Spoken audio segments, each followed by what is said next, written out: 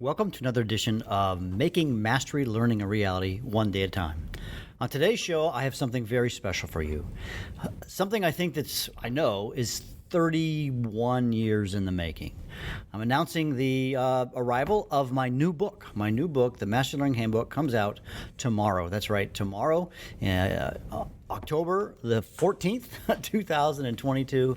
And I thought what I would do is I would just read to you the first several paragraphs, the introduction, if you will, to the book. I encourage you to pick it up at Amazon, amazon.com, search for The Mastery Learning Handbook by me, John Bergman.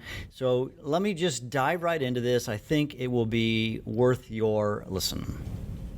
Imagine that new students come into your classroom almost every week. Many of them haven't been in school for months.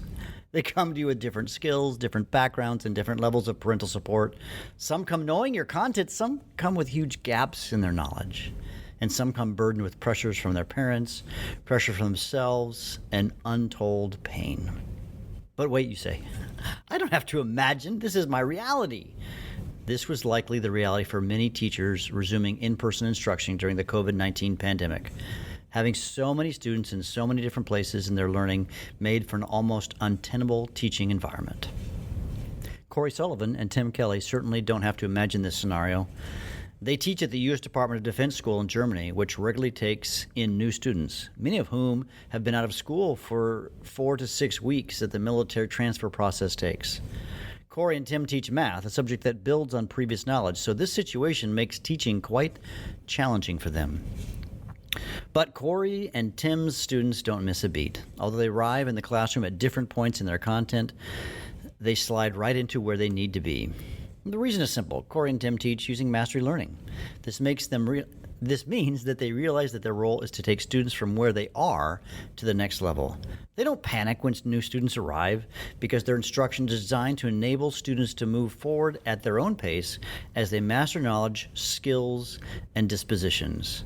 And the results speak for themselves, with Corey and Tim's students scoring well above their peers on the district's standardized tests. My journey to mastery learning. For me, John Bergman, right now the author here, right? My own experience with mastery learning started with my initial foray into the world of flipped learning. I was a career chemistry teacher who, along with Aaron Sams, was at the forefront of the flipped learning movement. Aaron and I have told our story in our book, Flip Your Classroom. In a nutshell, we were trying to solve the problem of students who missed class and had a hard time making up work. This led us to recording our in-class presentations. We soon realized, though, that the best use of our face-to-face class time was not standing in front of students lecturing them, but getting students to actively engage in learning. So when we flipped our classes, that is, we had students watch the recorded lectures at home and work on live problem solving during class, we saw one standard deviation improvement in our student achievement across the board. But during our second year of flipping, a transfer student showed up, joined my chemistry class at the semester break. She didn't have any previous experience studying chemistry. When the counselor asked me if Gisela would join my class, my initial reaction was to say no, because she'd be too far behind. She lacked all the critical knowledge and learning in chemistry that had taken place during the first semester, learning that had prepared the other students in class to master the second semester's content. But I had this thought as I recorded all my lessons and I had all the required activities. Why couldn't Gisela join the class and just start from the beginning? And so she did. I put her on an individual learning plan, and while the other students were working on second semester material, Gisela was working on material from the first semester. I watched her learning progress and was amazed at how much and also how quickly she learned. In fact, during the second semester, she completed about 80% of a year's worth of chemistry. I then realized that all students should have the freedom and the opportunity that Gisela had enjoyed.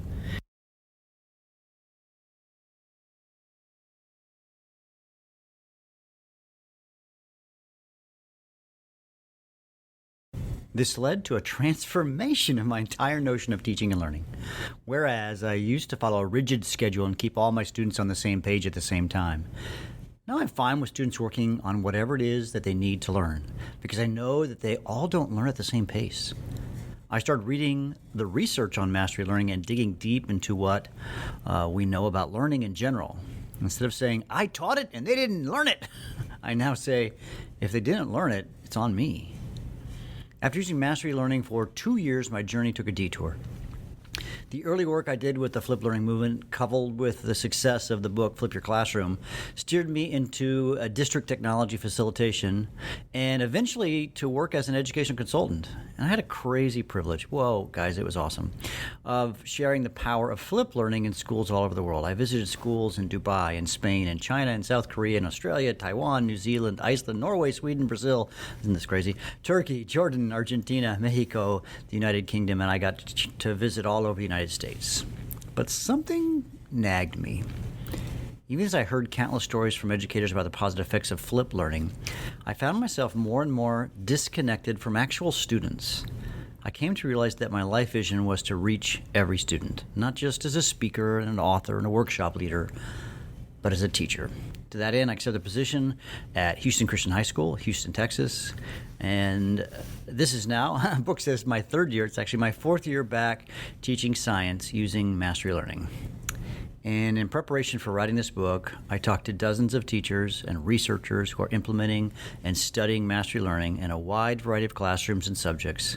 They are the true experts. Over the years, they have learned and improved the Flip Mastery model. This book offers a valuable synthesis of their ideas, but also, and most important, it shows you how to implement the approach with efficacy.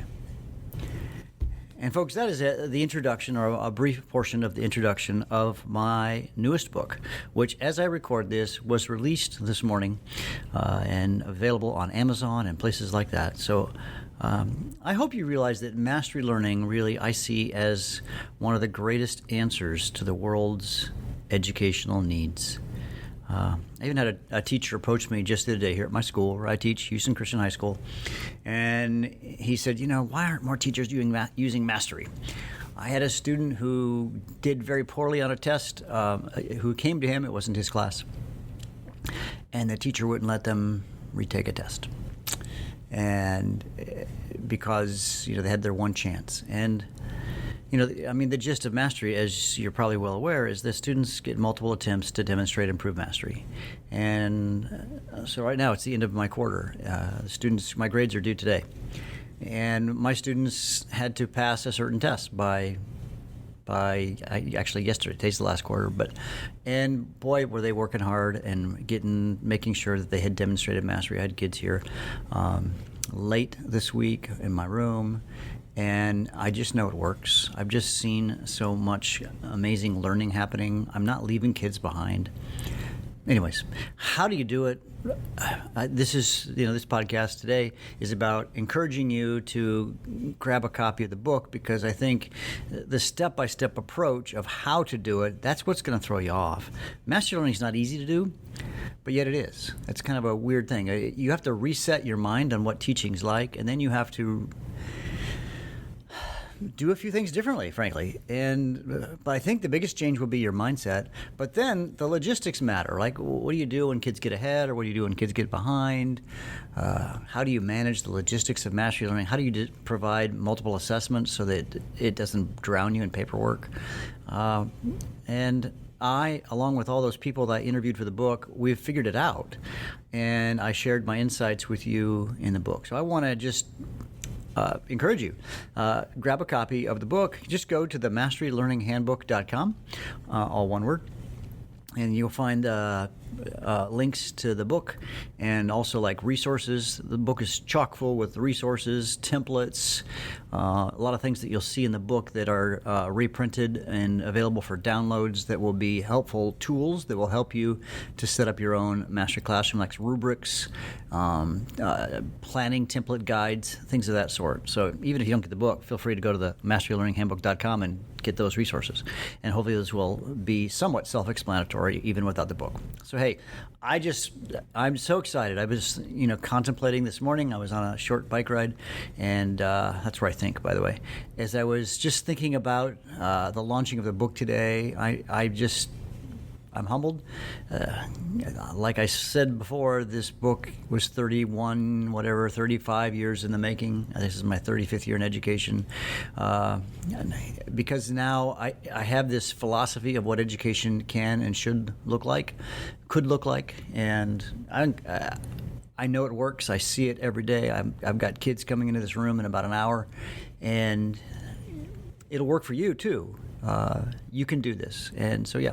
Hey, if you like this podcast, I encourage you to subscribe, leave a comment on whatever podcast tool you use. John Bergman out. You're awesome. Bye.